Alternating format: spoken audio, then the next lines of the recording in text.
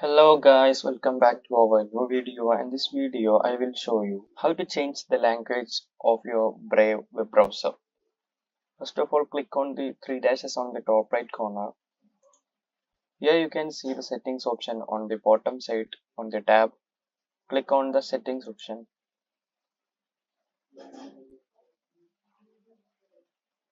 Here you can see the language option on the scroll bar on the left side.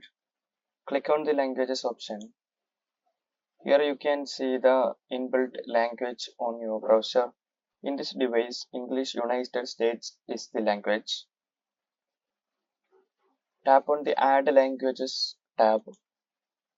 Here you can see all the languages. Choose your required language and tap on the Add option. Now the language you choose is added into your web browser. Now you can choose the language and browse with the language. Tap on the three dots on the language tab.